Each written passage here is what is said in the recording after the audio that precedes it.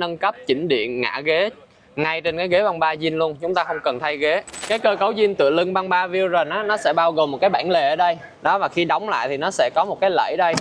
để nó cố định cái lưng ghế lại, và nó được cố định ở một vị trí khá là đứng, thì khi mà mình ngồi lâu á thì sẽ gây cho mình mỏi và khó chịu. Thì giải pháp đó là chúng ta sẽ nâng cấp chỉnh điện ngã ghế ngay trên cái ghế băng 3 zin luôn, chúng ta không cần thay ghế.